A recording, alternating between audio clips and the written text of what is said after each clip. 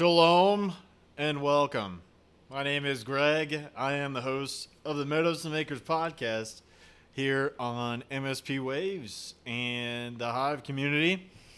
I am also broadcasting out there on the interwebs to Odyssey and YouTube. Both of my Odyssey and YouTube channels tonight. So if you guys want to check that out, I just tweeted out the links. And you guys can go find that stuff there. I will share that into the chats here. If you guys want to go check that stuff out, I think I have all the appropriate links. Last week I was throwing some stuff out on the old Odyssey, but I think I got the wrong channel for my Odyssey channel.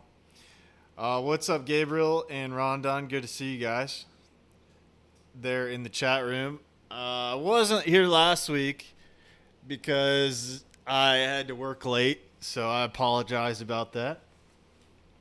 But I can catch you guys up on some of the stuff I've been up to and during the weekends when I got some free time to get some stuff done.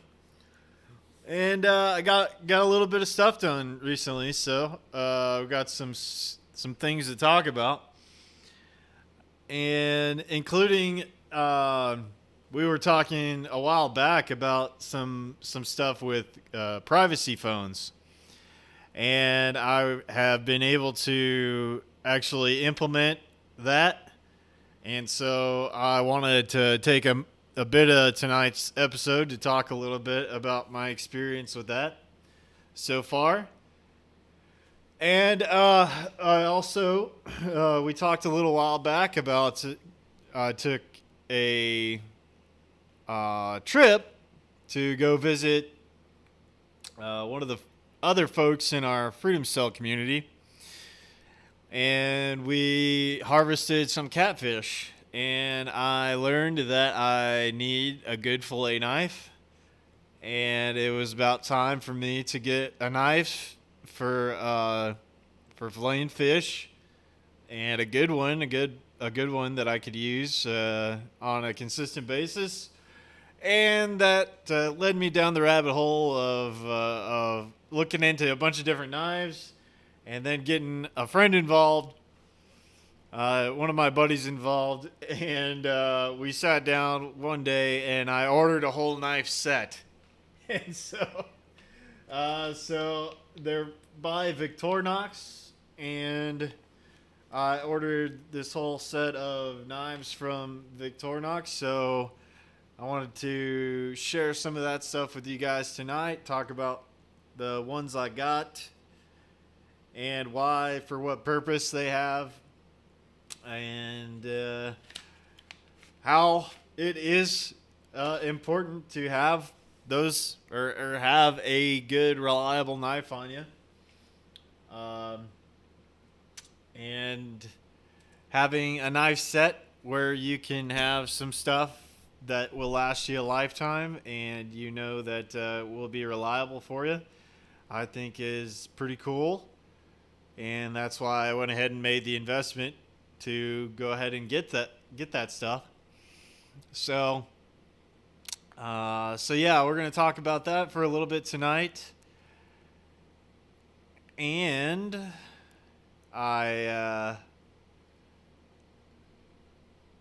let's see. I just want to make sure all my stuff's running smoothly here. And it looks like everything's running well on both ends where everything's supposed to be going out to. So I like it. I like it a lot. And so yeah, I wanted to cover some of that tonight. And also, it's the fall, and all the stuff that we planted for the summer, it has come to fruition. So the fall harvest was here. At least harvesting some corn and squash that we had planted in the summertime. So that has all come out, and I've been able to harvest that stuff. So we're going to cover a little bit of that stuff tonight as well. So, first off the bat, there's also an interesting video that I came across today that I wanted to share with you guys. I came across my Twitter feed that I wanted to share with you guys that I wanted to get into tonight as well.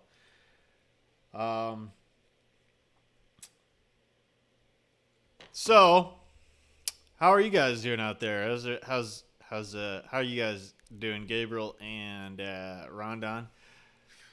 How's everything been for you guys past couple weeks? Not too bad. Good deal. Good deal.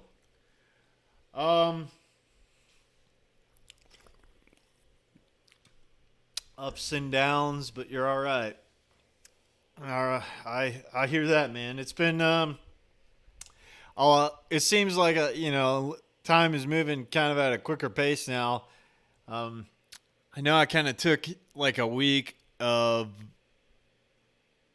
I didn't do the podcast last week, but I also kind of took last week and was kind of doing a little bit of an escape. I watched a lot of episodes of a comedy just to kind of maybe take a little break on the information stream for a little while and to just take in some comedy. So I've been basically binge watching episodes of Kill Tony. And so I have, so I kind of took a little bit of a break on the pulling in information and stuff, and some of the preps I was doing, and kind of like escaped for a little while and watched a bunch of comedy, and started to really get into Kill Tony, which I didn't understand what that show was all about, but I think it's really cool that they have all these comedians coming up on stage for the first time. A lot of them, it's like their first time doing comedy. And then Tony Hinchcliffe will just rip into them, rip them a new one on stage after their set if they bomb. I guess he takes it a little bit easier on them, but if the interview is good, then if they bomb on set and the interview is good, he thinks, it kind of has some pity on them. But if their interview sucks and their set sucks, he just rips them a new asshole. So I've been loving watching Kill Tony and discovering that for a while back. Let's see. Gabriel was saying I took a couple days off and went for long walks during the day, read some books, delved back into online investigating. Find my knack for discovering buried stuff comes back really strong when I take a conscious break from daily information online drowning. I like that, man. I got a tweet come across my feed today from Derek Bros, and he was asking why there's not a whole lot of people reading articles out there. And my take on it was that I think that a lot of people are probably in survival mode, just trying to make it. And when you look at a lot of the financial stuff that's going on, that people are, I think, just really in survival mode right now. When people are having to take out loans to pay for groceries, people are just trying to make it by, and from it does take idle time to be able to sit down and actually go into the research and look into things. But he asked the question, it's like, why aren't people reading and getting into articles and stuff, where it looks like the data is showing that more people are into the audio video type stuff. And just from my perspective on working a job where I'm doing manual labor, I can sit there and I can listen to information during the day while I'm doing the manual labor tasks, and I can digest that. But I don't necessarily have the ability to sit there and read an article during the day while I'm doing the work I'm doing right now.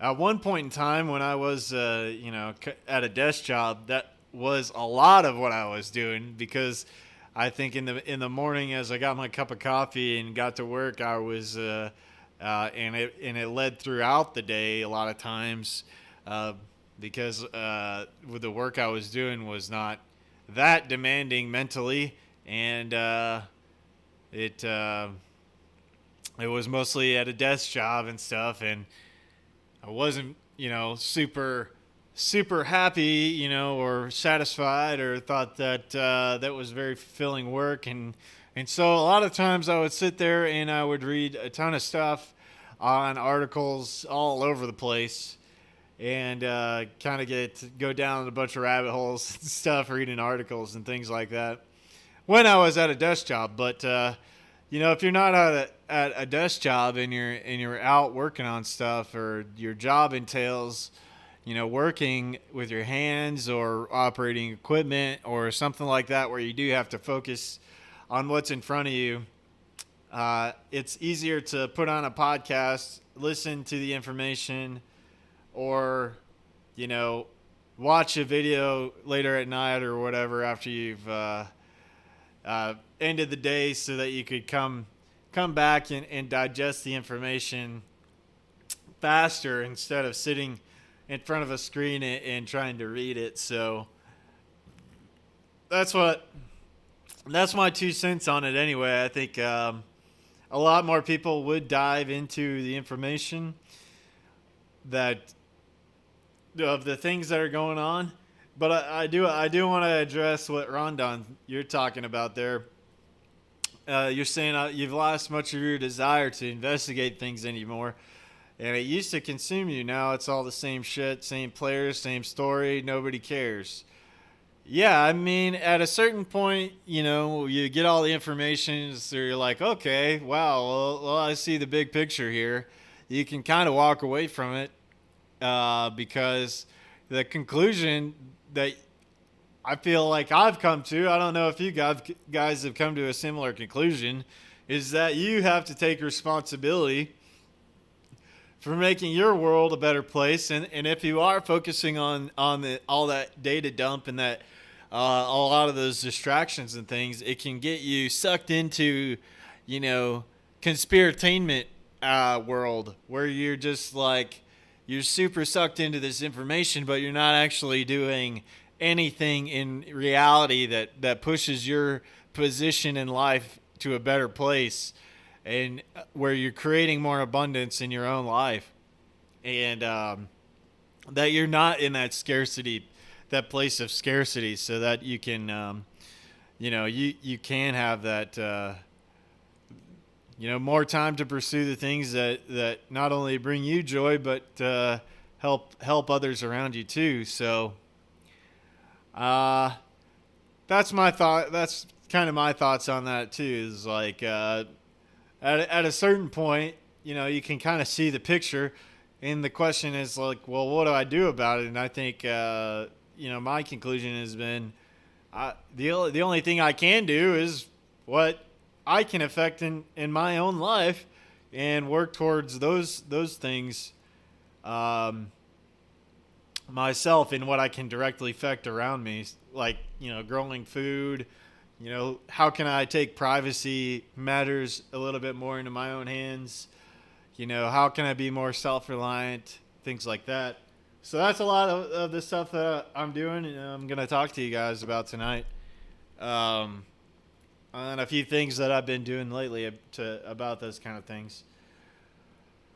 Oh, so Gabriel, yeah, that's the you're saying a lot of people are more in tune.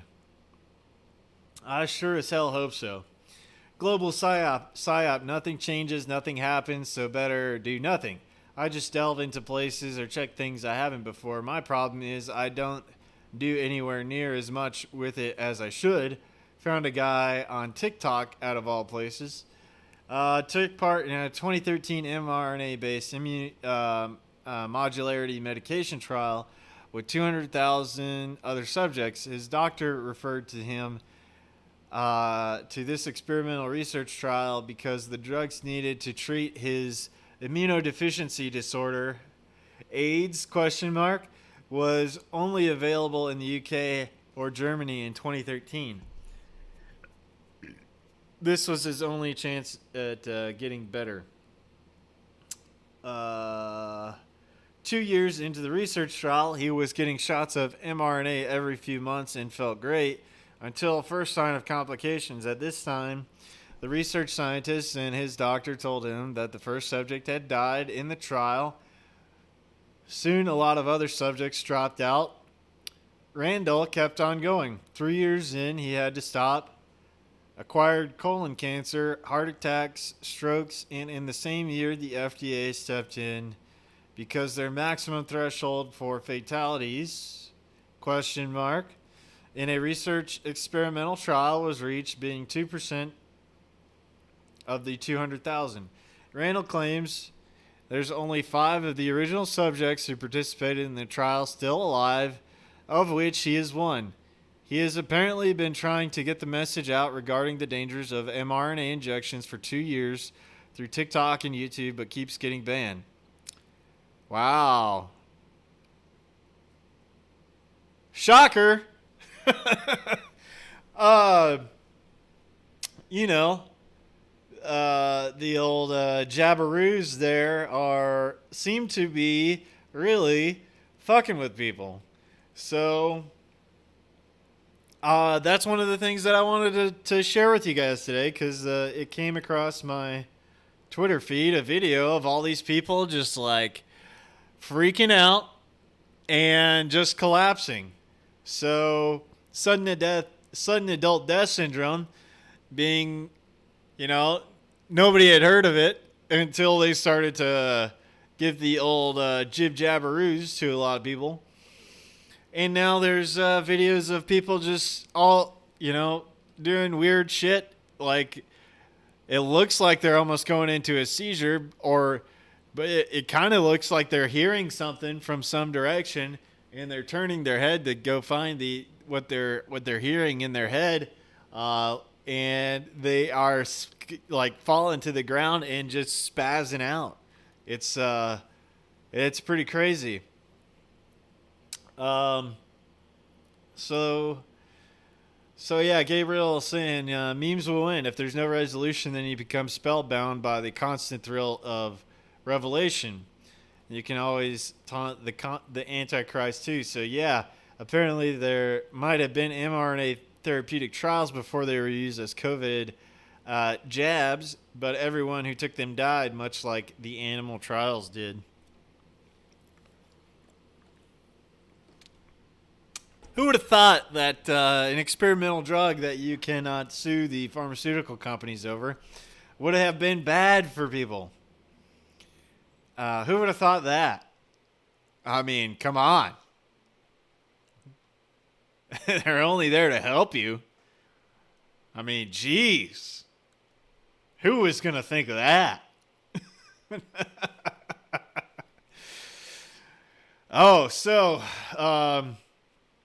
So yeah, guys, let me post a couple pictures here of what I got accomplished with my with some of the gardening efforts this season. As you can see behind me, if you're watching the video stream, I got some corn hanging to dry here, and that's just going along just nicely. That's going to be saved as a popping corn, and some of the seeds are going to get saved from that to plant for the next season. And what else? We also I got out there and I harvested a bunch of butternut squash. So here's some pictures of all that. There's the butternut squash harvest there in the Discord chat, and here is the garden post harvest, and I got the electric poultry netting around there. And I have one of my buddies that he wants to get rid of a couple roosters, and I bought some wheels so that I could build a chickshaw. And so I have a chicken tractor that I was already using, and I got the wheels on their way so that I can get some chickens again. And I think the plan is going to be to put them inside the electric netting there and just let them go through the garden and pick it out and scratch everything up and fertilize and get started on a chicken tractor, moving the chickens around in the yard there, and get them to start in that garden area and just let them work through that really well and mow that down and prepare it for the next season for me. After they get done with it, then the idea is to put a tarp on it of some kind of weed suppression cloth or a silage tarp of some kind, and allow all of the weed seeds and everything to die off in there, and all of the organic mass and everything to stay inside the garden so that we're not taking stuff out and not replenishing it into the garden. We're going to chop and drop it and let it stay there in the garden and let it decay and turn into go back into the garden. So that's the idea anyway, and that's what it looks like right now. Got that electric poultry netting from Premier One, the electric net fence guys on the internet there, and it's been working really well. I just went out there and tested it out right before coming on the stream, and it's hitting pretty good, man. You don't have to do this. They sell a little test device where you touch it to ground, and you touch it to the fence, and you get the voltage reading off of it. But you can always just grab it a little bit, grab it just a second, and just let it shock you a little bit. That's how I can tell. That's how I've been telling.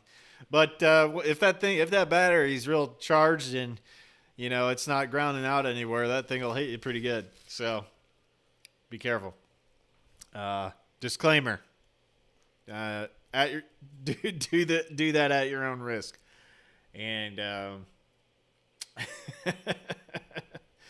don't try that at home. No, I'm just kidding. Use the tester; it's good. So yeah, here's some of the corn. This one's like kind of more black, but there's like different colors in there.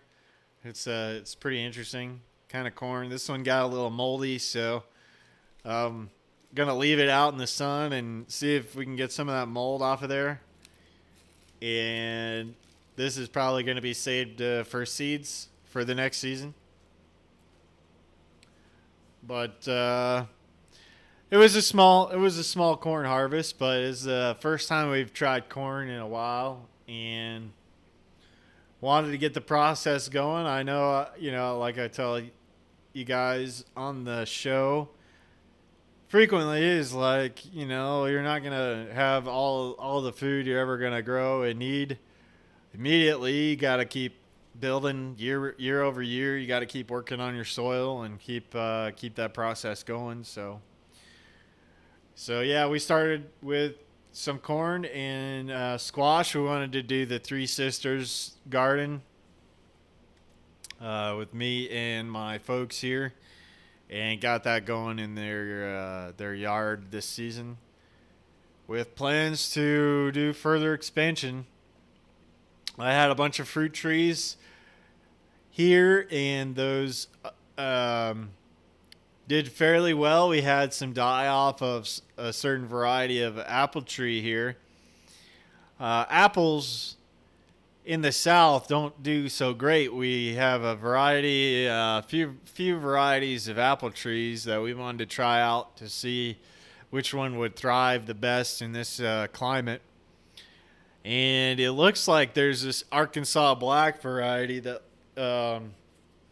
is pretty like disease resistant and stuff. They don't put out like huge apples, but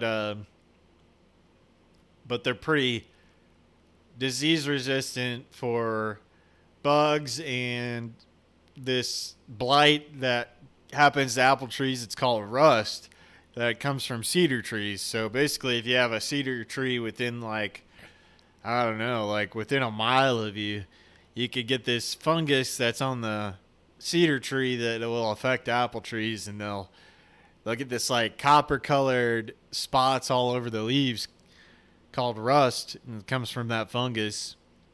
And so the that really affects the apple trees quite a bit, and it's not so good for them. Let's see if I can pull up a picture for you guys. But yeah, we had success with fig trees this season. Got a lot of figs. Dehydrated some figs and made fig chips out of the figs. We had peaches, but it looked like we had animals get to all the peaches actually. There were some plums that were ripening, but it looked like the animals got to those plums. I am gonna be trying this stuff called bone sauce that I got from Billy Bond at the last Self-Reliance Festival. And it's supposed to keep a deer away, but it may work at like keeping squirrels and stuff away as well. So here's the picture of what the rust stuff looks like if you guys are watching the video stream there. I just pulled it up. And yeah, that's the fungus stuff that happens on the cedar tree, and then the apple leaves get this copper or like brownish spots on it, and it affects the photosynthesis on the tree, so the tree isn't as healthy as it should be, and it has a harder time growing during the season and putting out fruit, and just affects it negatively overall. So that's one reason why apples don't do so good here, and it's also the heat of the summer is pretty hard on the apple trees. So if they don't have a good way of staying a little bit shaded in that harsh summer heat, that's why they tell you to plant the apple trees like on the edges of the forest.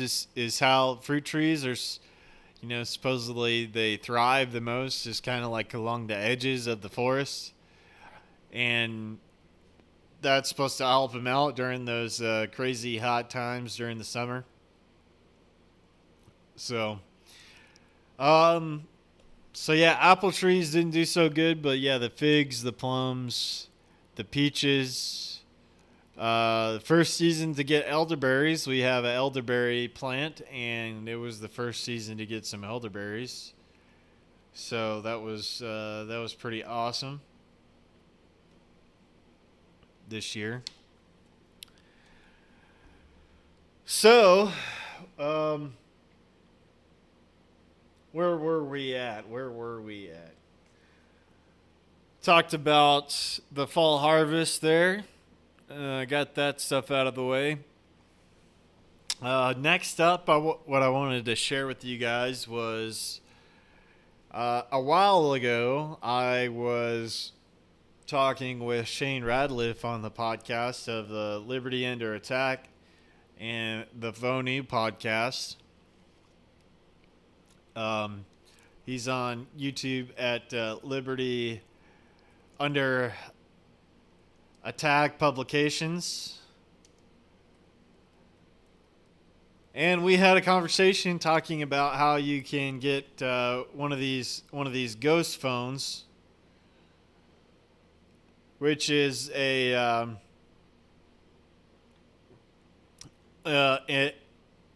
is an Android operating system. It's a Google Pixel phone with the Google operating system, pretty much the standard Google operating system wiped from it, and Calyx OS is loaded on the phone. And so that is how that works. And in this conversation that I had with Shane on his podcast, we talked a little bit about how that worked, and I'm gonna share this with you guys tonight, and then kind of walk you through the ease of this process and affordability. I believe if you are looking to increase some of your privacy in the phone realm and your spy device that we carry around in our pockets all the time, if you have a smartphone, it's basically a spy device on you. And there are some things that you can do to at least make it yourself a little bit more anonymous when you're using the device, and at least make it a little bit more difficult to be under surveillance or have your data taken from you without your consent. So I'm gonna play this excerpt from that show with you guys here. Let me pull it up. And then I'm going to talk to you a little bit about what I've experienced with using it so far. So here you go. So you talked about that briefly about what technology tools you guys are diving into the digital second realm with the ghost phones. I heard something that you were talking about with these ghost phones that was like, what the heck? I didn't even know anything about this that existed. You talked about something about silent.link is where you can, I guess, buy with Bitcoin an eSIM. Could you talk about that a little bit? What the heck is an eSIM, and how does this work, and how does that happen? I don't know. I looked into it for a little bit, but I'm like, how do an eSIM, like not a physical SIM card? Yep. Correct. Yeah, it's crazy. And it's crazy. It's all super easy, user friendly. So anyway, so this ghost phone, you can at least with these specific ones that we offer, Google Pixels. I think there's different iterations of these. There's obviously a lot of competition in the free and open source mobile space right now. Privacy focused ones. So there are other ones out there, but this specific version has that eSIM card functionality. Silent.link is the website, and they offer, you can pay for mobile data as you go with Bitcoin, or via the Lightning Network, or you can actually get like a US or UK quote unquote identity, which is an actual phone number that you can receive text messages and voice calls with. So you can't like make phone calls with the number or whatever, but like if you need two-factor authentication for something, you could set it up that way. You can. Oh. You can, and Signal works too. I do have Signal set up. I do have a Signal account set up with it. So it's incredible. It's like $60 a year, and so there's no login. It opens up a page, you pay for it, and your receipt is just this order number, or it's just this URL that you save, and it has all your information with your phone number and your ID, your transaction ID or whatever. And then there's a spot to there's a spot to scan, and you just go into that spot on the Ghost phone, and you scan the digital eSIM card, and boom, your phone number is associated with that phone now. Yeah, it's crazy. Wow. It's crazy. So the cool thing about all that is that you get this through this silent dot link and paying with Bitcoin. That you get this phone number, and there's nothing tying that to you. So regularly, with your phone plan, you got to go buy a SIM card, and then that SIM card's got, data and it's got information that ties that to you. It's like your physical address and all kinds of stuff. When you're buying a physical SIM card, there's ways of getting around that. If you're going to like Walmart and you're buying minutes for your phone or whatever, paying cash, but you're still, you're walking into a store and you're buying a SIM card, doing all that kind of stuff. You could order SIM cards online, you get them sent to a place, somewhere that's not your own address or something like that. But yeah, you're probably paying with a credit card for that purchase or whatever, tying it to your identity in some way. So yeah, now through this company or group of folks that are providing the service through silent.link, and they do have a Telegram that you can go to for some support and some help with doing the eSIM purchase and getting your phone number and all that kind of stuff. That you have a way of staying somewhat more anonymous and purchasing a year data plan that you can top up through this link that gets sent to you, and through the phones that these guys are selling. And anyone can do this. That you can take your current phone, or you can take an older phone, or a phone that has the capability of doing eSIMs. One of the phones that has that capability, wipe the standard operating system, Google's operating system, off the phone, and then boot it with a Graphene or a Calyx operating system, something like that, on the phone, and then get an app like Signal. Or another one that I want to talk to you guys about tonight is a messaging app called Session. And using those, you can make outgoing phone calls through those apps. You can call or text somebody through those encrypted, end-to-end encrypted apps that you can communicate with people with. And so, just like he's saying, with this silent.link, you are not able to make outgoing calls over the cell tower, outgoing calls or traditional SMS text on the phone with the plan, with the eSIM. But what you are able to do is use end-to-end encrypted communications through an app like Signal or something like Session. They give you some preloaded apps on there. One of the other ones is called Briar, and that is a communication app that if you were to say have a community and you wanted to get everybody in the community so that you could communicate with each other even if the internet goes down, the Briar app is something interesting that you could download, because it allows these phones to communicate via Bluetooth and get messages out to each other using Bluetooth signals, creating some kind of like a mesh network between other phones and between other devices. So that app is also there.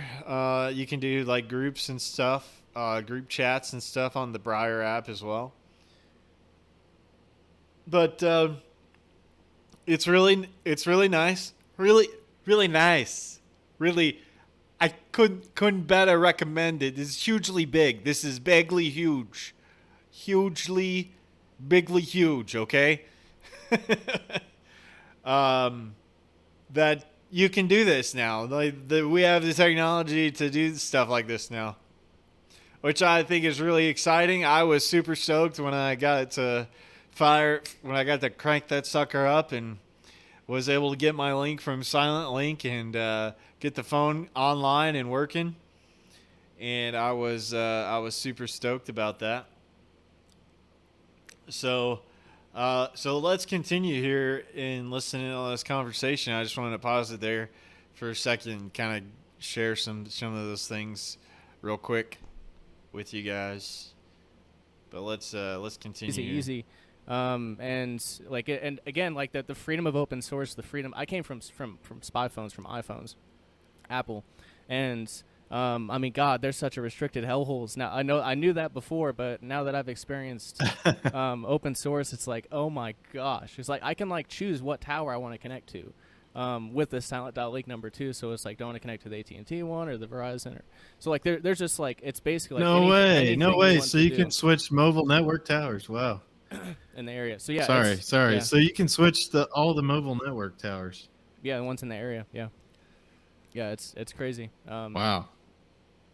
Yeah, a lot of this stuff wasn't possible. Like you're talking a little bit ago that like walking the walk is important, but like there's a lot of like theoretical concepts and like frameworks that need laid before action can be taken, and especially like in this open source technology space, like it was really complicated to do these things, really before like last year. Like even like the I'll mention the Bitcoin space. That's another one I've been going really deep into, the Bitcoin privacy realm with things like with Samurai Wallet, which I'm now enabled with now that I'm on Android, because that's only on Android.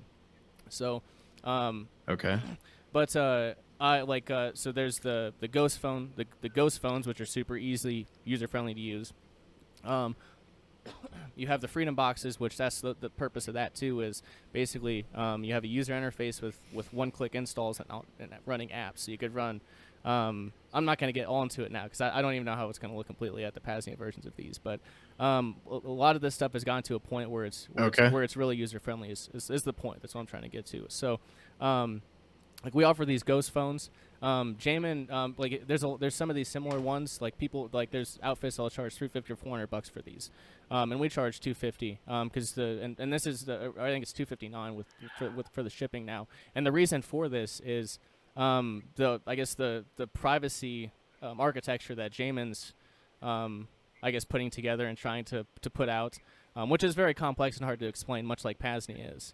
Like the whole overarching concept. So I understand where he's coming from on that one, but it might require you might need to have multiple phones for different purposes. So like if you need 2 or 3 phones, like you can't be spending like $500 on 3 different phones, right? So these things are Yeah. So yeah, that's the purpose of it too. Is we're trying to get these into the hands of folks because we're also building out our infrastructure too, or I guess our communications and networking infrastructure. So I think a lot of important framework is being laid right now. A lot of foundational work. I mean, again, I don't know what it's going to transpire into. I can't foresee. I couldn't have foreseen this happening a couple of years ago. I couldn't foresee what's transpiring right now. So like, I don't even know what the hell is going to happen in a handful of years. So I'm not closing off possibilities, as I've said before. But I think a lot of important foundational work is being done right now. Yeah, I guess we'll see. Absolutely, man. And I kind of define myself as an optimist. One of my listeners got me into Robert Anton Wilson. He had a quote where he says, "I define myself as an optimist because pessimists never get anything done." And I think that's important. That while we're trying to build something as an alternative to the current system that we're living in, I think we have to remain optimistic and push for these new ideas, different ways of doing things, um, and try to get the real solutions out there. Now, these de-googled phones, that is an excellent price, man. Like, we at the activation tour, Ramiro Romani is doing these different de-googled phones as well, and then I guess they're also based on like the Android Pixel or whatever. Hmm. And then the only other option I know of is like one of these Linux based phones, I guess, like the I think it's called the Librem or something like that. Yeah. But but yeah, wow, that's a really great price for one of these de-googled phones. So it comes without any of the Google stuff installed, and it's all running off of what you're calling what you call it the cat. It's Calyx OS is what it's Correct. called. Yeah, yeah. Yeah, so Calyx OS is another it's a more user friendly. It comes as Jamin explained. I don't know anything about I haven't done Graphene or Lineage myself, but they come more they're for more advanced users. Where you have to basically set up everything from scratch, per se. That's the impression that I've gotten. Whereas Calyx comes with really good privacy tools already pre-installed. Um, so so that's a major benefit. And yeah, as you're saying, the de-googled version of it, which yeah, it's funny. Jamie mentioned it, and I point it out every time now that like what you have to do now. Like if you want a de-googled phone, you have to buy a Google Pixel. Like that's like where we're at in the world. Is that's like yeah, that's where we're at. But yeah, so they run Calyx OS. But they also have this. It's called Micro G. And this is the functionality that allows for the eSIM card, I think. 'Cause I think that requires a Google dependency, which Graphene or Lineage, one of the two, is just working on putting out. I saw him put out on Twitter a couple days ago. But so yeah, this has Micro G, which allows it fulfills that Google dependency, but it anonymizes all the data that's released. So it changes out I think the IMEI number, which is the number associated with the one that tracks all the information on the phone, like associates all the information with the phone. It randomizes all that information, the tracking, all that stuff before it sends it off to Google. So you can still use, like I said, the eSIM card. You can still use some of the apps. The Aurora App Store is on there, which is basically like a Google Play Store. Where you can download Google Play Store apps, and some of them some of them have Google dependencies. So this allows you to so if you want to allow some of those on your phone, you can. There's I guess the only thing the only thing to keep in mind is that the more things you put on there, the more areas you're vulnerable to attack. It's a more, I guess the terminology is a higher attack vector, higher attack surface. So. Yeah. But yeah, I mean, it's been a fun realm to get into. And as you're saying, and I'm happy you pointed it out. There's competition in I guess the privacy space, and I'm so happy to see it because there wasn't a lot of competition back in 2015. There was I mean there was, but it's definitely advanced. Yeah. I think another one is like the Clear phone. I guess somebody came into I I've got a little Freedom Cell group going, and we had somebody come and do a presentation on the Clear phone. But maybe if you're up for it, maybe we can have you do a presentation on this Ghost phone or something sometime to our group, Sure. if that might be possible.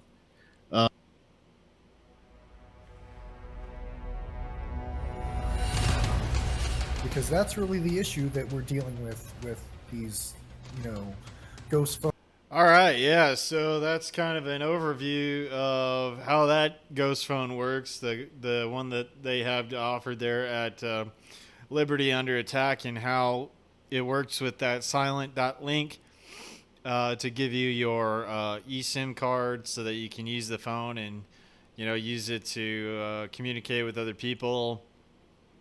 Calyx OS is not the I guess it's not the more secure version of de-Googled phone, and probably Graphene OS is the more advanced, probably higher security as far as like a de-Googled phone goes. But like Shane was saying there, the user interface there on Calyx OS is like for the person that isn't as tech savvy. It's kind of a plug and play option for you. Like you can get this as a secondary device, which is kind of how I'm plan on using the thing. You can kind of carry it with you instead of the one that's like always tracking you all the time. I mean, this phone. I'm not saying it's not gonna be tracking you, but then you have some anonymity that you're not gonna get with your standard device that you're gonna carry around in your pocket on a day to day. So gives you a little bit better anonymity when you're walking around with it on a day-to-day basis. So Rondon posted down in there a link there to a couple of videos here. Hey everybody, how's it going? What's this guy's name? His Luis Rossman, random live. See, trying to leave Google is made difficult on purpose. A tale of two-factor authentication on YouTube. Yeah. You know what? That Google does that. So they're tying your account that you create on YouTube is tied to a phone number. If you were to lose that phone number, and you log out of your channel, you didn't have another type of two-factor authentication set up in some way, that you get locked out of your channel. Like, okay, it goes deeper than that. I only know that because of one person that I saw that they were locked out of their channel because they lost their last number. They tried to do some different things that to get the channel restored by like trying to get the old number or whatever, trying to get it restored and everything. All right, yeah, let's watch that real quick. This video that Rondon popped into the chat here. I hope you're having a lovely day. Let's I'm on about check week this out 3 real of quick. using this Pixel 4a 5G with Calyx OS, and I also have Graphene OS on the Pixel 6 Pro that I'm doing this video with. I'm using these because I'd like to get Google a little bit closer out of my life than they were with this Samsung S10e that I have here that uses stock Android, and I will include 2 links down below that go over all the ways that just Google's Play Services framework and all this other bullshit is spying on you on a regular basis that I don't want. So this is me on YouTube, and I was going to upload that video that I told you all about, the really good data recovery video, and it wants me to verify that I am me, which fine, is not too unreasonable. So I would imagine that since Google has forced people who are using YouTube Studio to use two-factor authentication starting about 8 or 9 months ago, that there'd be many different ways to authenticate. Maybe something like the Authy app, SMS text messenger, no. So I have enabled SMS, I enabled SMS for this. And for certain services, Google will allow me to use SMS to two-factor authenticate, but here it won't. So it says, check your Google Pixel 4a 5G. Google sent a notification to this. Now, no it didn't, because again, this thing is not using normal Google Play services. This is using Calyx OS. Calyx OS is using micro G. It limits the amount of shit that winds up getting shared. So that little thing does not show up on the screen as it usually would, which is fine. Again, I don't want that shit on my phone. So let's go more ways to verify. Now you may think if we click more ways to verify, since I have enabled two-factor authentication with my phone number, that would be an option. You'd also think that maybe something like Authy would work or any other sort of third-party two-factor authentication. When you click more ways to verify, no, you get 2 options. Click yes on your phone or tablet, Or use your phone or tablet to get a security code even if it's offline, which again requires installing Google services on your phone, which, as I will include in the link down below, opens them up to spying on you nonstop, which I don't want to do. So again, if I click yes in your phone or tablet, that's not going to work. And if I can click this, use your phone or tablet to get a security code even if it's offline, but this requires that I go back to my phone that uses standard shit stock Android with all the spying shit on it and allow it to go online with Google services installed on the device in a privileged manner, which I have an objection to doing because I don't feel like it's just not their fucking business, everything that's on my phone. Now you may say, well, Lewis, you're using YouTube already. So, I mean, you're using, they could spy on you through your browser, cookies and everything else. And okay, point taken. However, you have the option to open the browser incognito, and you have the option to solely use YouTube Studio using a VPN so they don't have your IP, and using a fresh browser instance each time where it doesn't have access to anything else that you've browsed. So the equivalent here would be setting up a separate fucking phone that runs stock Android with all the extra shit installed just so that I could do this, just so that they have access to nothing else. So they would not know they wouldn't know whatever it is I'm doing in other applications on my phone. They wouldn't know everything, that they're spying on that you can see from the link down below. This kind of sucks. And I just kind of want you to think about this for a moment. You may think, well, you're using a Google service, so you should have to install Google's proprietary spyware on your phone. Imagine if Microsoft had a piece of spyware, and in order to use something like Microsoft Azure, you had to install their spyware. Or imagine if to order off of Amazon, you were forced to put an Echo in your home that was listening all the time, that you didn't have the option to just order normally from a browser. I want you to think about stuff like that. And then you kind of get an idea of just how insidious this shit is. So this is my old Android phone that I no longer use. This thing is completely wiped. There is nothing installed on it. I literally did nothing on this thing other than log into Google services.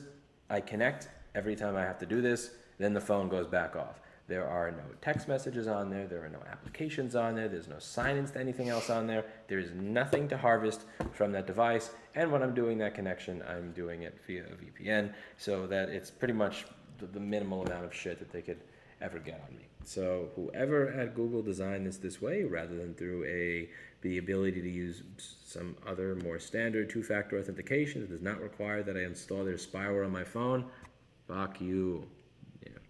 Don't be evil. My ass.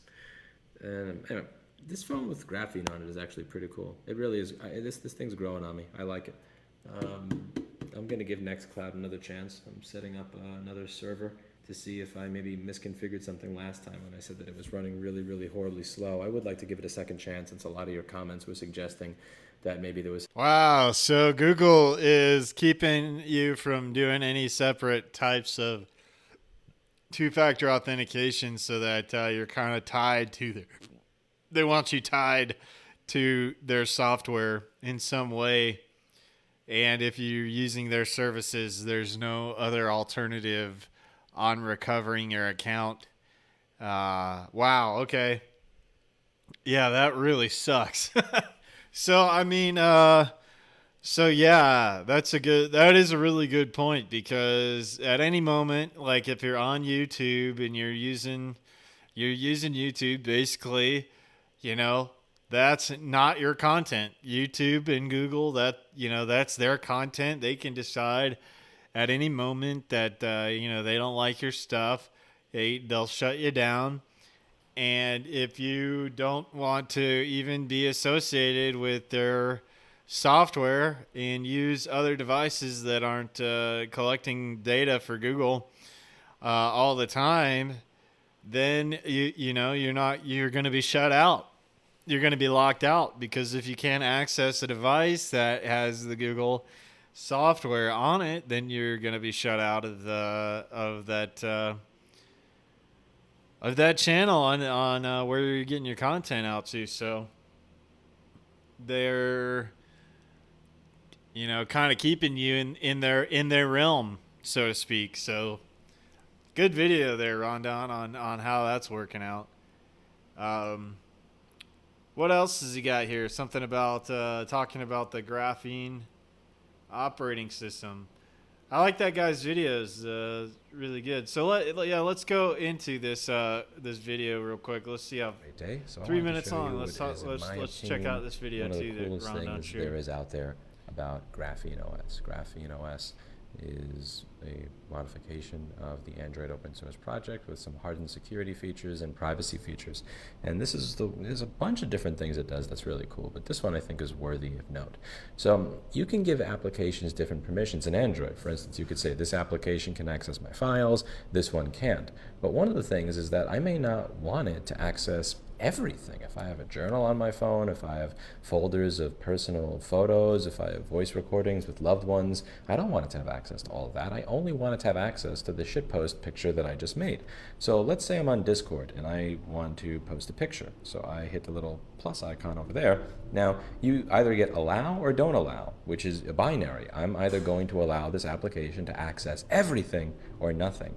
Graphene OS has something called configure storage scopes. And when you enable storage scopes, you can tell it to only allow Discord to see a specific folder on my phone, and you can even limit it to a specific file. So if I click add file right now, I can literally say the only thing that I want it to see is this, like right there. And then I hit select.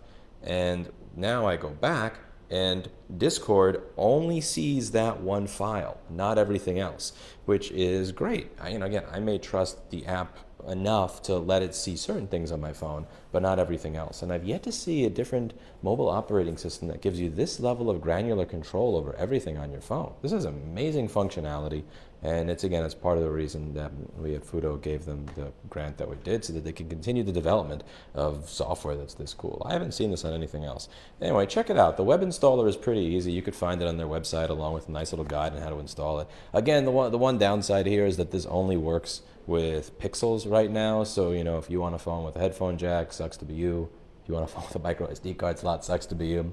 But from what I hear from a bunch of the developers I spoke to, the Android open source project typically uses the Pixel as its test hardware. So if you are going to build a mobile operating system based on the Android open source project, using a Pixel is the best way to ensure that you have some level of hardware compatibility that actually works, because that's what they were using when they released it. And also there are certain security features that you get with it that you don't get with others. I'll be honest with you, I'd be willing to give up some of the security features just to have my freaking micro SD card slot back, because having to do this cloud shit is killing me.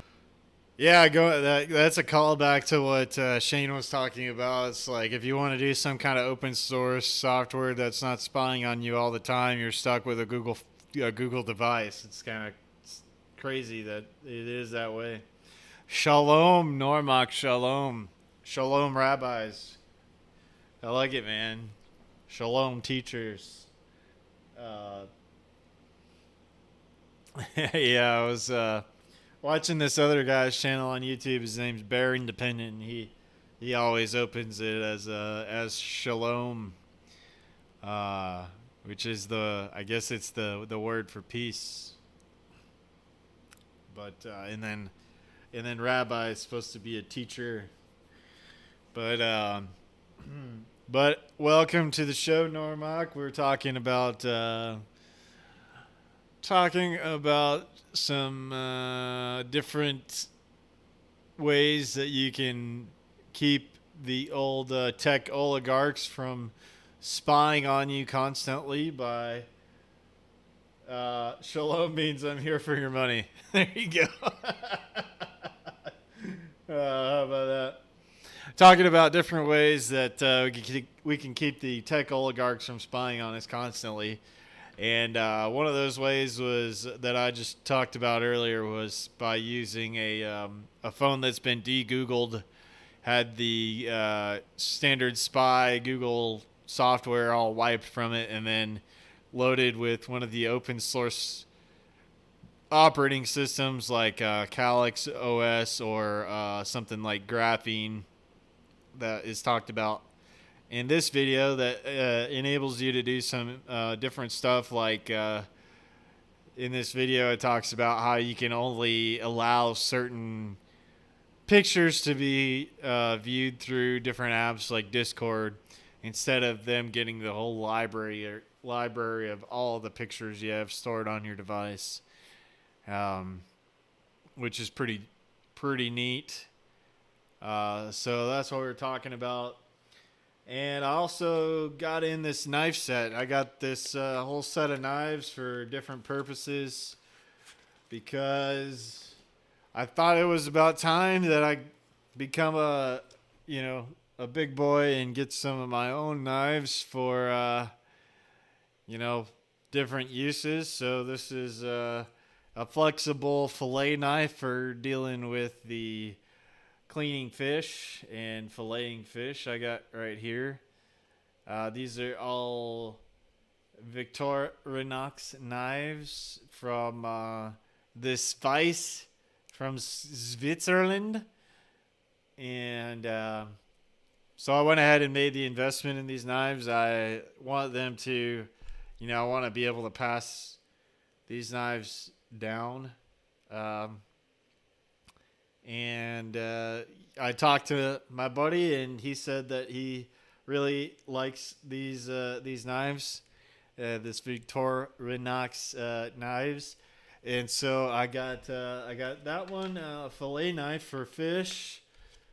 This is a skinning blade. This will be used for like skinning deer and whatever else is a larger animal to help with the skinning of that. So I got one of those. Got the fillet. Got the fish. Got the larger animals like the deer. I got one for. Let's see. This is. I'm not sure exactly which one this was, but I have one for rabbit, one for chickens, and then a boning knife. So I think this one may be the knife for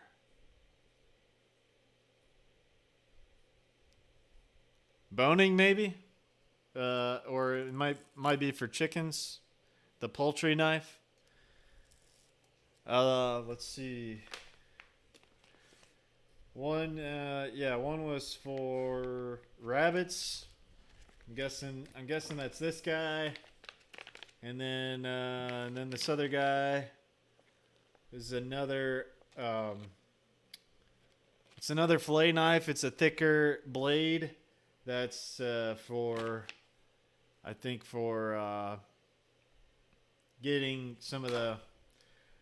I think that's probably for the bones, helping to get the bones out of the fish fillets or something like that. Yeah, I think that's probably what it is. So I think this is rabbit, poultry, fish, and skinning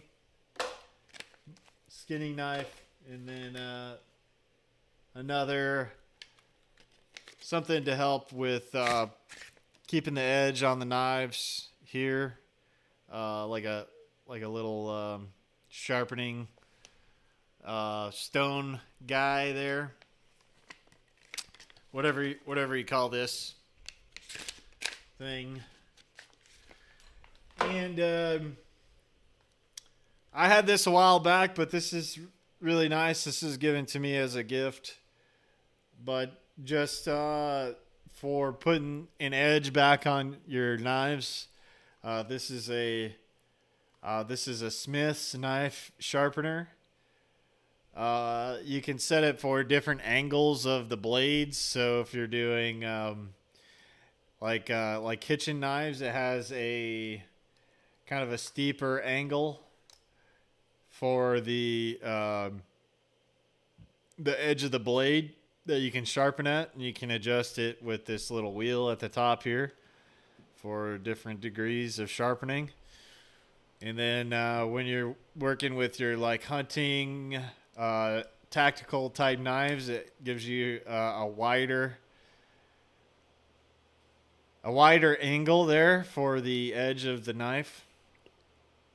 So you can adjust that. You can sharpen your knife in here, and you can touch it up with a guy with one of these little things, one of these sharpening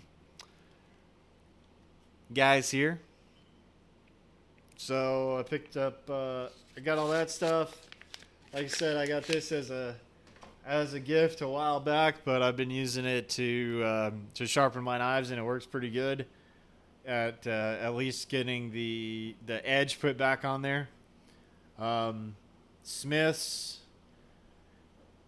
www.smithsproducts.com is where you can pick up this, and it's just an adjustable angle knife sharpening little thing. There you go. Yeah, just make one. I mean, it's pretty cool. It's a pretty cool little thing, but you don't need anything fancy like that. I mean, you can just use a whetstone and sharpen your knife with something like that. It was given to me as a gift, so that's what I've been using. Oh yeah, you can also make your knives. Yeah, I mean, I was doing that for a little while with a buddy of mine, making some of my own knives, and a really good place that you can order all the stuff for making knives is Texas Knife Supply. They have a really good website on all the stuff you can use to make your own knives, and I can share that with you guys. You can buy all the individual components. If you don't want to go through the heat treatment process and all that kind of stuff of forging your own knife and doing all that kind of stuff, they'll sell you knife blanks where all you got to do is you just add the handle, and there you go. You got your own knife, and they have different blades with different heat treatments and different stuff like that that you can purchase with them. So I have bought some stuff from them when I was making my own knives. I have I say knives. I've bought 3 of the blanks, and I haven't put them together. I haven't put all those together yet. And then I built one entirely from scratch, doing the furnace, getting it up to temperature for the high carbon steel, shaping the blade, putting an edge on the blade myself, doing the tempering process, and doing that from start to finish, and putting my own handle on it and everything like that. And I don't quite know where that knife is right now. Otherwise, I would show you guys.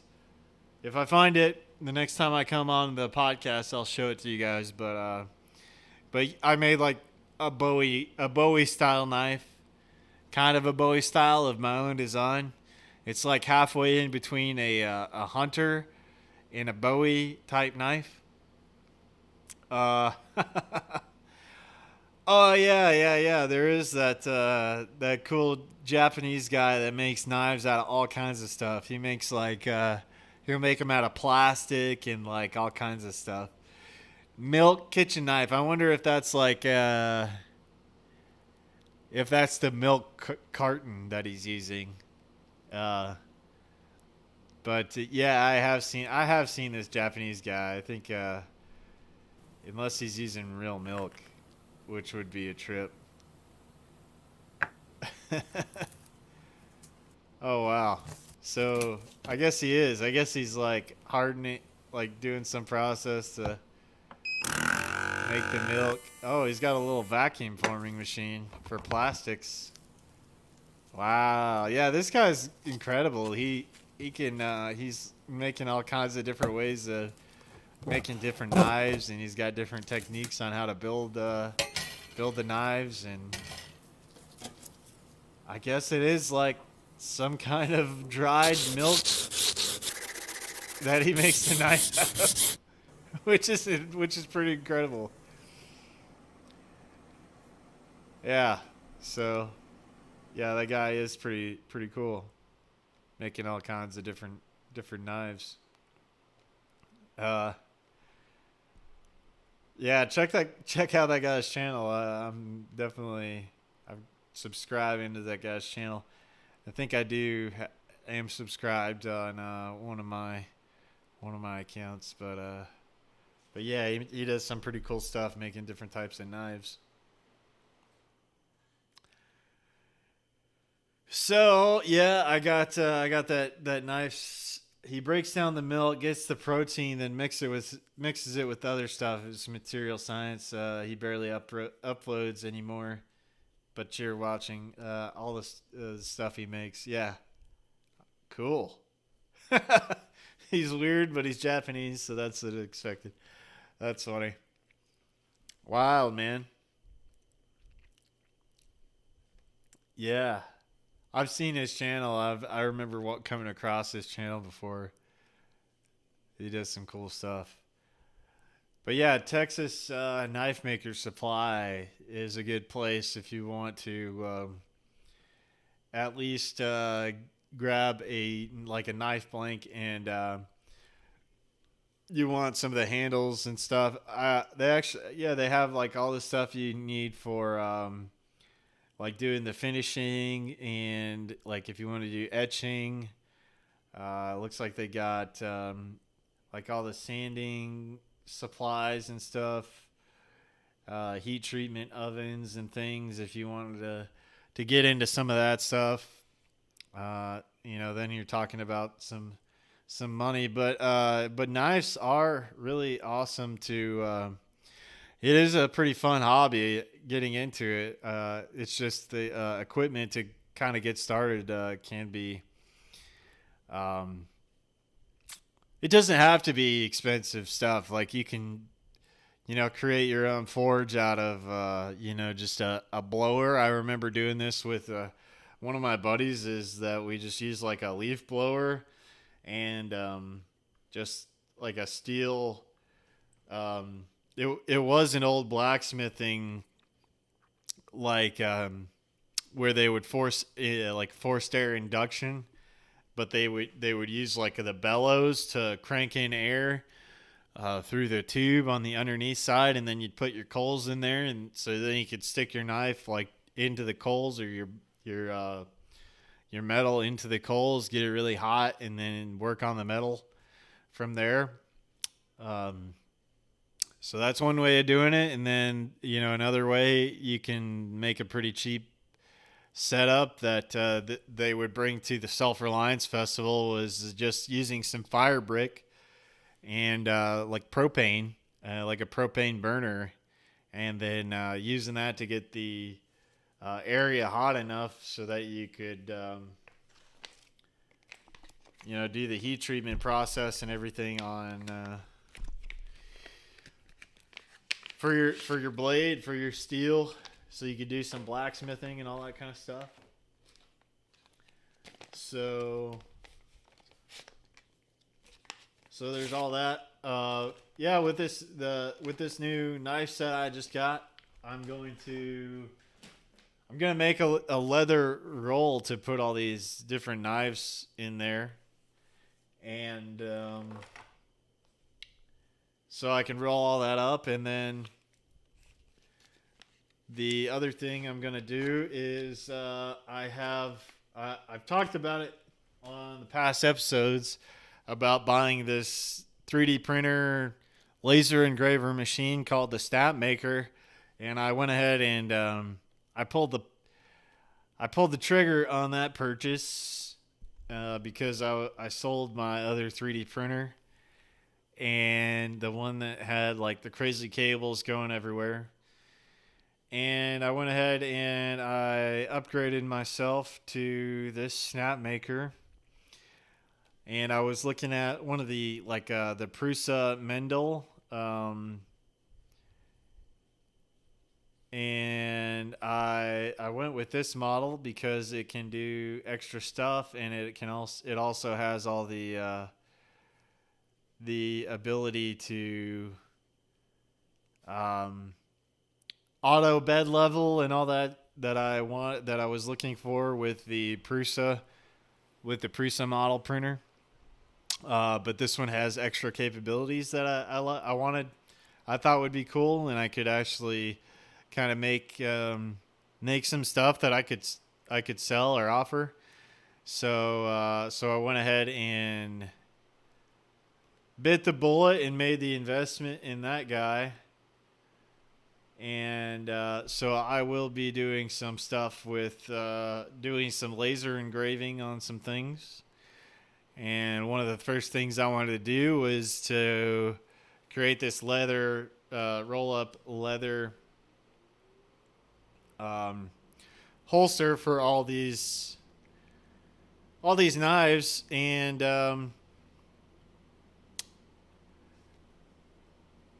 put like my own logo on it. So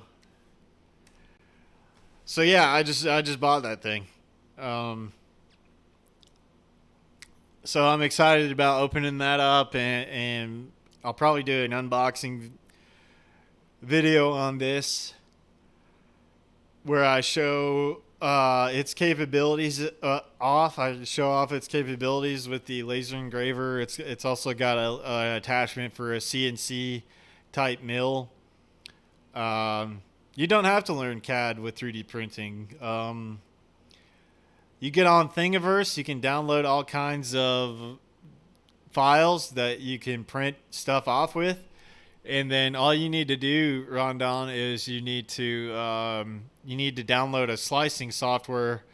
And there's the one that works really well is called Cura.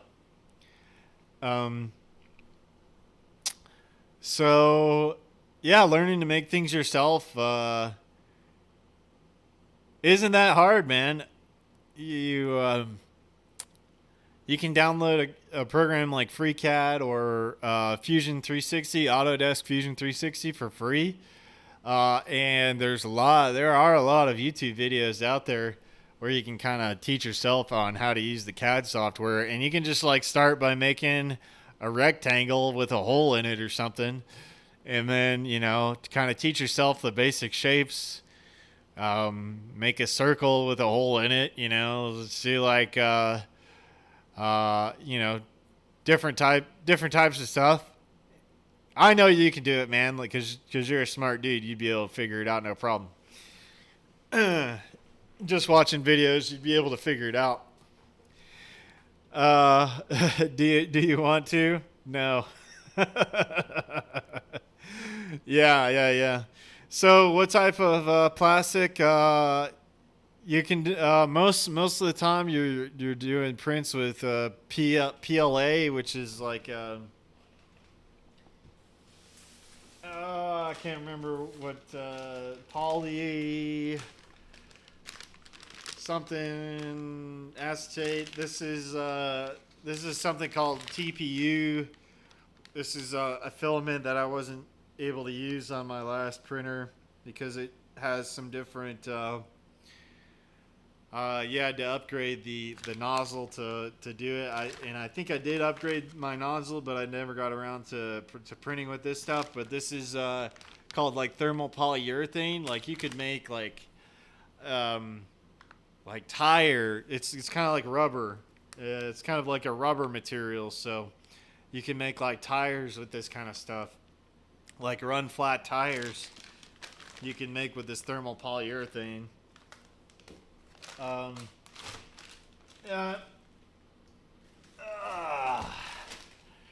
So let's see.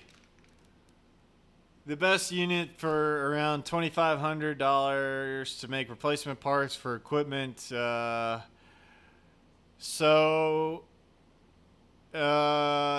type of equipment? Yeah, we'll have to We'll have to chat sometime, man. I'll just hang out and chat with you about it.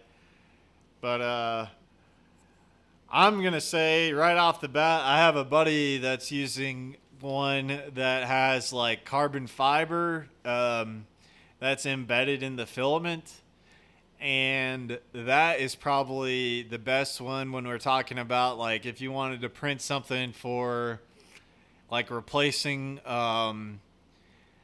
like parts on like tractors or things like that, like a door handle or like a knob or like a kind of like smaller stuff that often breaks that's mainly made out of plastic. If you're talking about like maybe like replacement parts for like we're talking metal parts and stuff like that, then I think you're gonna have to spend more. I think there's a something that came out called from Mark Forged, and the one that I'm talking about here that does the carbon fiber, I believe is also made by the same company, Mark Forged. And I'll go ahead and bring that up, that link up.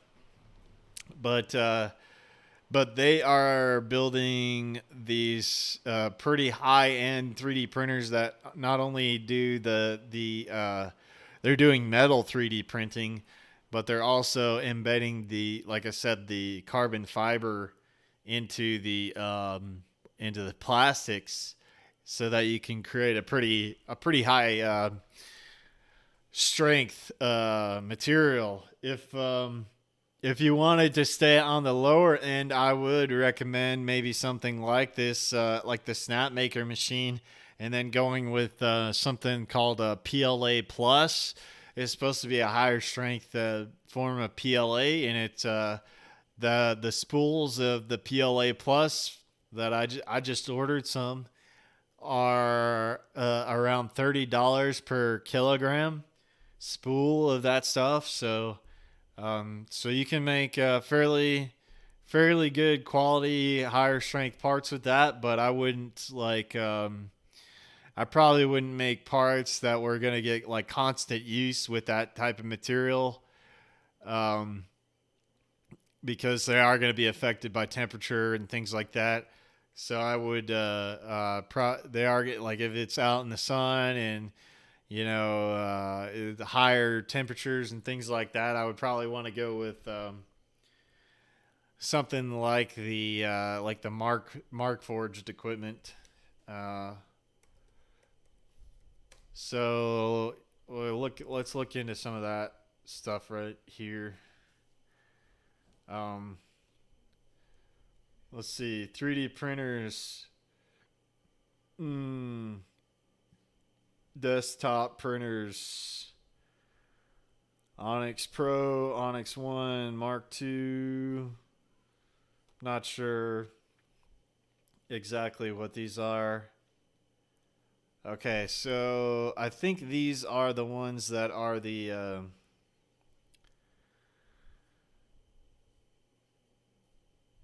building manufacturing grade parts. I think these are the ones that my buddy has. I have not got into making my own filaments, but I am pretty fascinated by that, and there are some open source plans out there. I think if you go what is it, Instructables, I think there's an Instructable on how you can create your own filament extruder, and it's not that difficult. Basically you just need an auger, like a steel pipe with an end cap, and then you need two heating strips that you can put on the end of the steel pipe, and then you run the auger with something like a windshield motor for a car, because of their gearbox in the motor. And then you run that auger, and you have a hopper that feeds the like shredded plastic that you put it through, like you can use like a paper shredder, like a heavier duty paper shredder. You can shred some plastics, and then throw that shredded plastic into a hopper that runs through the auger. And when it gets down the line into the heated area, then that pressure of the auger continuing to move will force that heated plastic through the nozzle, and then you pull the filament out, and then you have your own filament. And so that is a way of doing it, and that is one way to do this thing. So here is the Onyx 1 Generation 2 from Markforged, and they are not under $2,500. Looks like they're close. They're about $5,000, $4,990. Let's see. Let's look at some of the other desktop composite printers. Okay, so yeah, these are all expensive printers, but my buddy does have one. These are all the ones that do the composite parts, but it looks like you're gonna spend probably about $5,000 on one of these. So yeah, let me find that. Let's see, filament extruder. Instructable. Let's see if we can find that. Build your own 3D printer filament factory. So here's how you would do it, or here is a way of doing it. Making your own 3D printer filament. Control C, Control C, and here you go. But yeah, that's the cool thing about this stuff is that, yeah, you could potentially recycle some plastics. At least the stuff that you wasted on your own 3D printer, that you could come back and you can, create your own extruder system and go and recycle that plastic and turn it back into more filament. Here's the product that I just got. Like I said, that might be the option that you would want to go with. It is something like this, and then doing the higher strength. Either I would go ABS as a higher strength plastic. Or this PLA Plus material. They're going to be tuned out of the box like a device like this one. They're going to be tuned out of the box to go ahead and start printing those types of materials.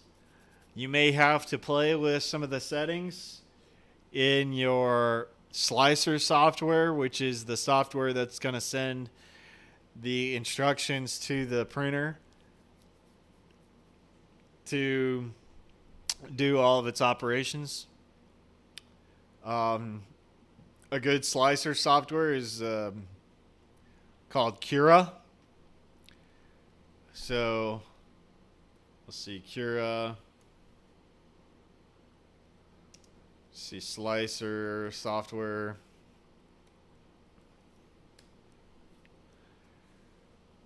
By Ultimaker, and I think it's you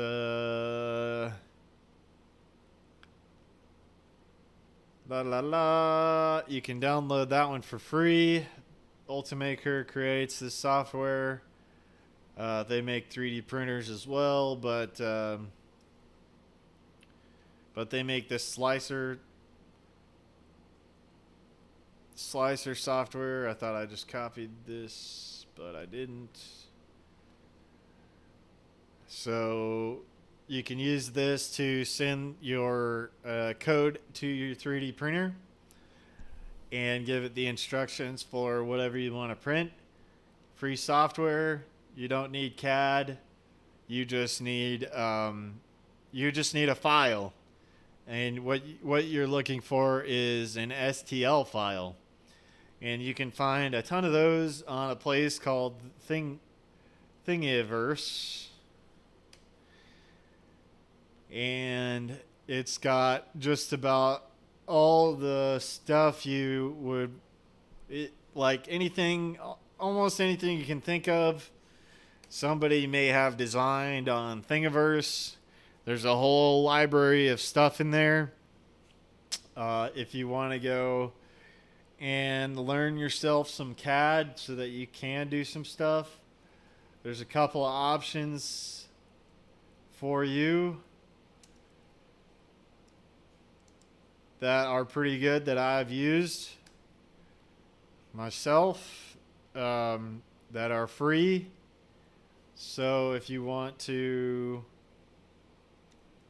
use Fusion 360, it's one that's created by Autodesk, product that you can use if you're a hobbyist.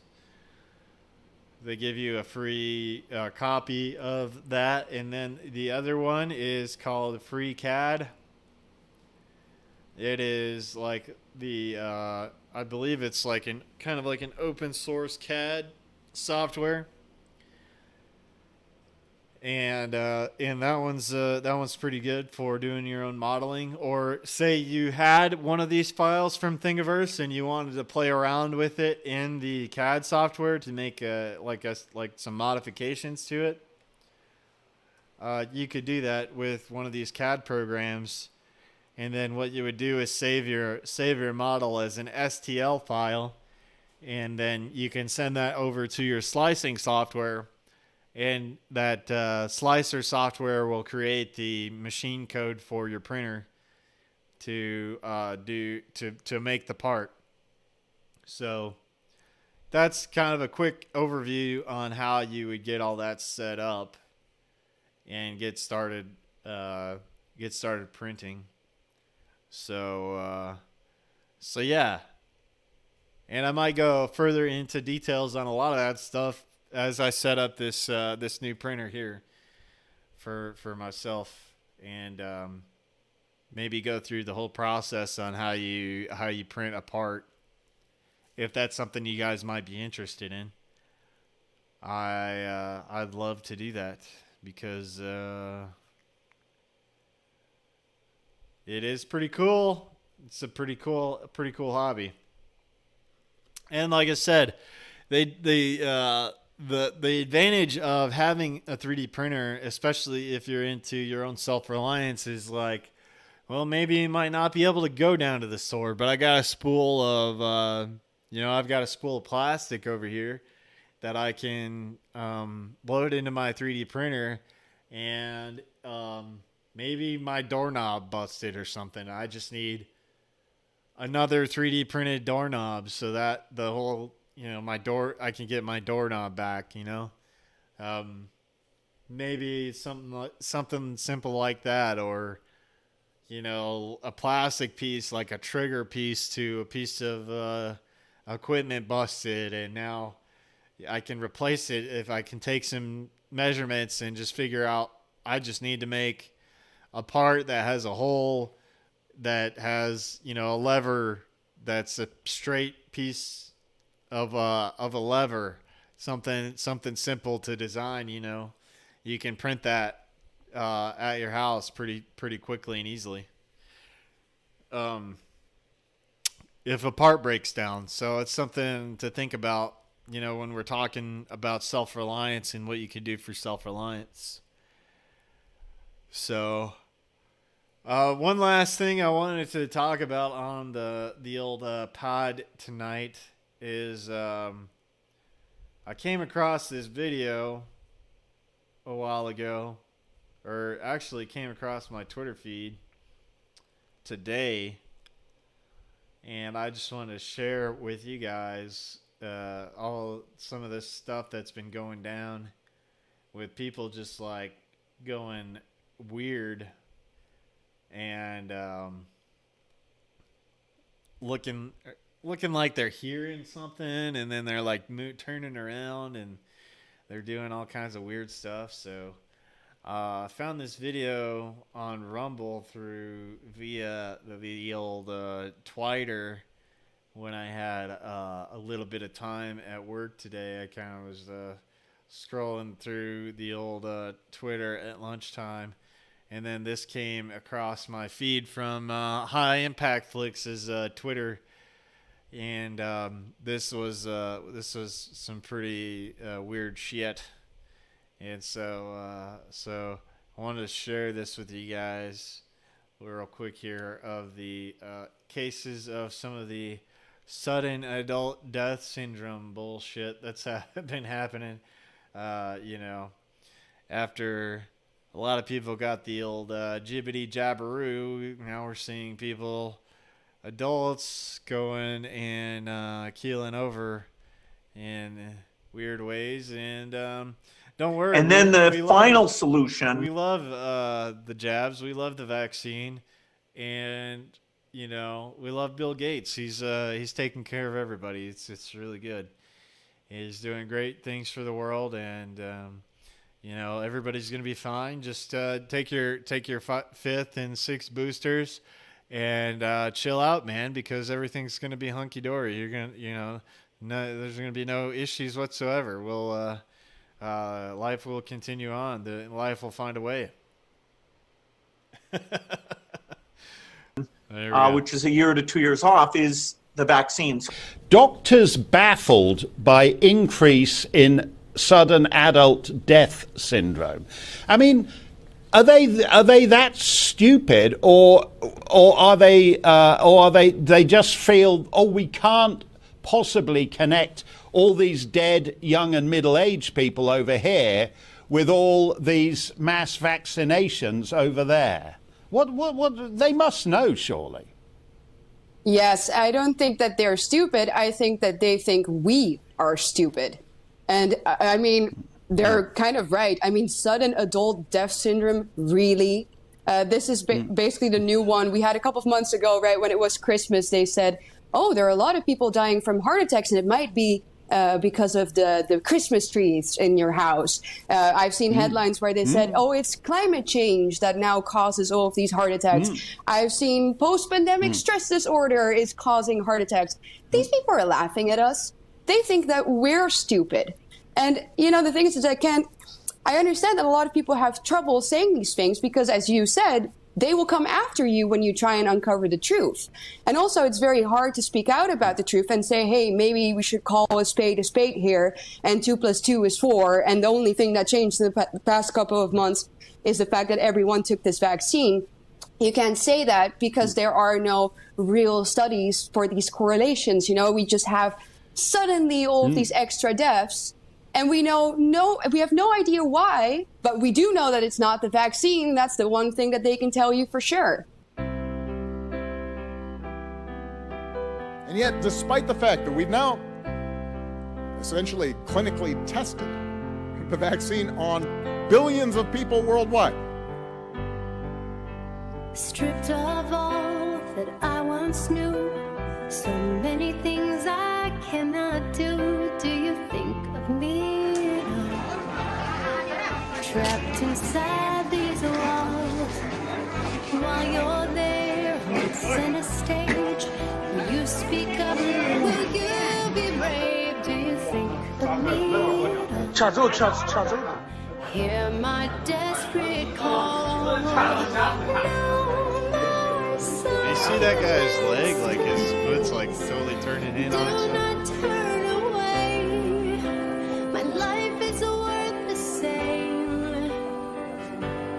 Hear my desperate cries. See my shattered dreams. You can make things right. Thinking this would save me, I did what you asked me to. But if it were you, would you silence you too? I am an unemployed paraplegic who's learning an entire new lifestyle. I thought it was the right thing to do. I said it was safe. Now I go home to an empty house. I was loyal to the fight. I lined right up to do what's right. Do you think of me at all? Knowing I did fall. Now I'm burning black and blue. All this hate I never knew. Do you think of me at all? Though I do not fear your gall. No more silence, please. Do not turn away. Our lives are worth the same. Here are desperate cries. See our shattered dreams. You can make things right. So will you stand beside me? 'Cause I did what you asked me to. But if I were you, I'd never silence you.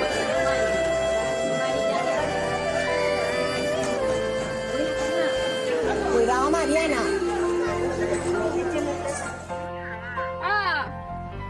So don't silence my truth.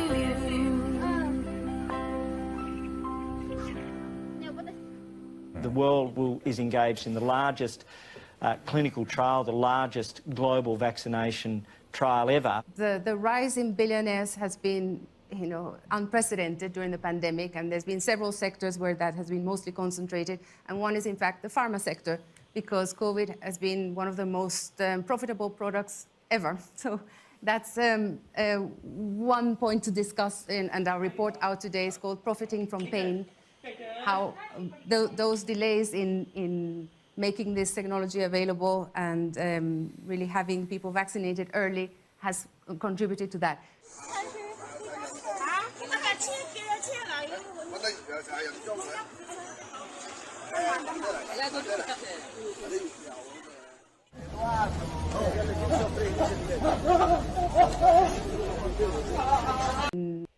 All right, so the vaccine already. Native American. Just like some of the weird ones though. Vaccine has done for me. And Are related to that, toward the talk me end through it then. here How do you of the video. Scottish Molly White was but mean, they're all calls kinda- who it's by some crazy for positive life. Anyway, Going through this, and I started feeling. I saw a couple Fun of fact, my couple of youngest the videos where it looked Yes, like but they were like hearing landing something over, in their, like in their head.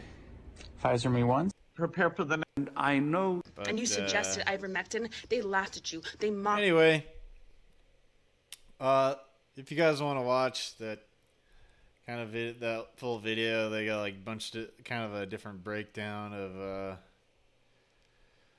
lot of the stuff that's been happening there. I saw that Normock is talking about that you had a part for your lawnmower for the blower assembly no larger by 10 by 10 inches, I'm guessing, and was like $150. Yeah. So, I mean, just part availability and stuff is kind of sucks now. And a little difficult to get your hands on different parts and things like that. One other video I would like to share with you guys before we wrap things up here. Actually, I don't know if I can share. I might be able to share this one. No, maybe not. I'm not going to be able to share that video, but I could. I think I might be able to send you a link to how you could get the video. Let's see.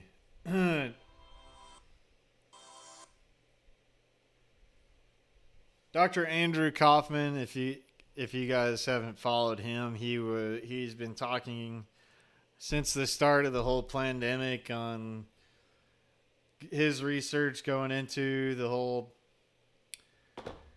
thing, the whole germ theory and everything, and how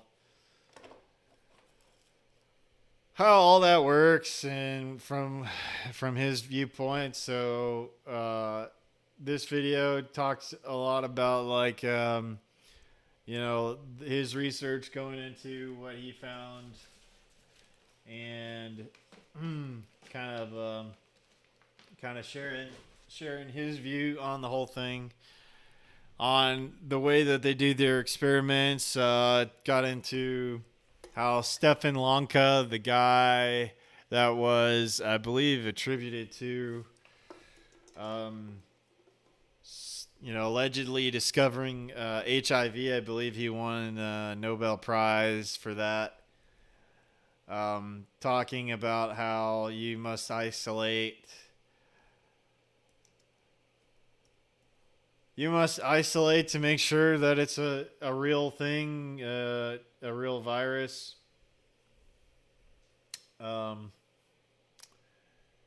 Dr. Thomas Cowan was another guy. I bought one of his books about the whole thing.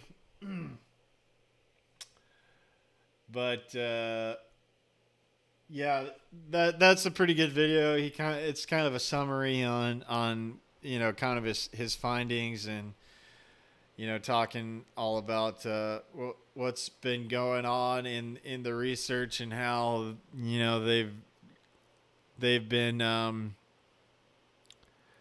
misleading people on how they've done all this virus research. One of the main things he talked about was doing the science and actually performing the experiments where you take a lot of times they take kidney cells in a culture, and then they add a bunch of toxins to the kidney cells to get them to react and produce things that they're calling whatever the labeling as a virus.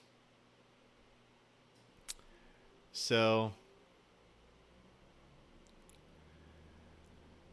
see what's Gabriel saying. Very little basis behind any virus being isolated and discovered. That's one thing that I've been questioning, is like, how, what exactly is the mechanism? I know there's something that's getting people, that got people sick, because I got sick myself. If we go back to, I need to upload the video, but like right after I was sick, I think I got on to do a podcast, and it was different kind of sickness than I believe that I've gone through before. So what is the mechanism? And in the one book I read by Thomas Cowan, it they talked about in there that it is perhaps an unknown mechanism, maybe something to do with the exosomes in your body and being expressed, and if you're around somebody else, maybe it triggers a toxin release in the body, and a way of cleaning up environmental toxins in the body and triggering you to get ill, to expel some of the toxins in your body. So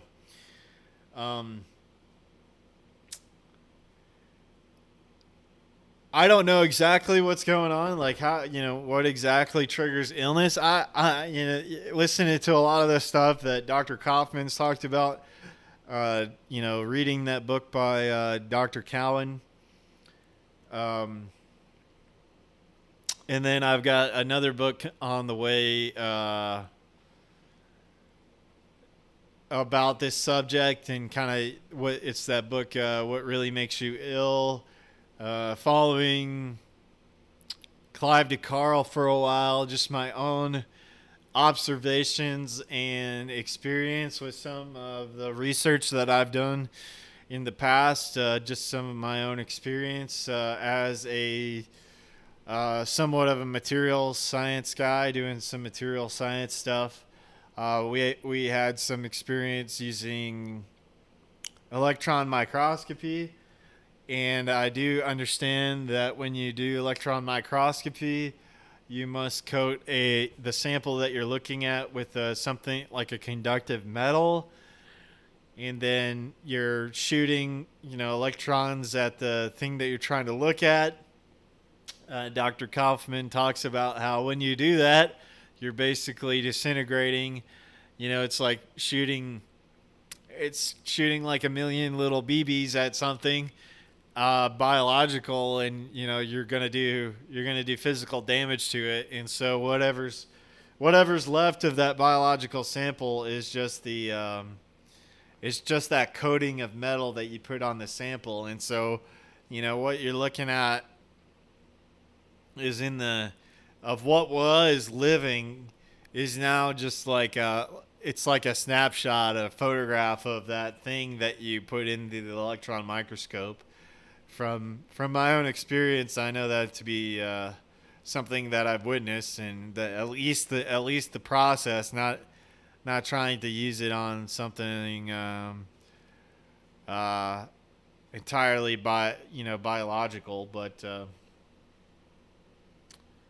just seeing that. But I don't know, from going into some of the stuff, that I think it is more of an environmental thing instead of a germ thing, like toxins that are in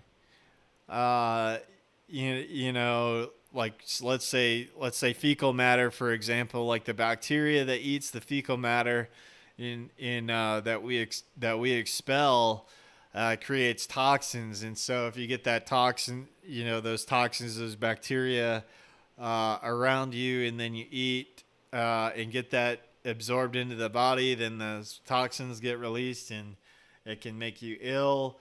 And then what exactly is illness? Is it the body triggering a response to get rid of the toxins? Because if your body's too overwhelmed with these environmental toxins, that you could have total failure of the entire body. I'm kind of leaning in that direction, as it's the body's way of expelling toxins is to get you to raise your raise your body temperature, to get you to sweat, to try to excrete toxins in that way, have you vomit, all the signs that you would see of somebody that got ill. Let's see, what's Gabriel saying? There's in vitro, in vivo, and in silico, cultured in monkey kidney cells or fetus cells or other animal cells and serums, with a sample of what is meant to be an infected tissue from the test subject. Could be anything. Saying, I try not to get carried away with all the viruses are fake and stick to viruses haven't been isolated via the methodologies lab scientists are claiming to use now. Yeah. I don't know. Like I don't know exactly what it is per se, because I'm not into that research heavily enough to say it is a thing. But from what I've dove into, like, I'm not buying the whole narrative that it is like one thing about it. Gabe posted that earlier. I've got a peer-reviewed study.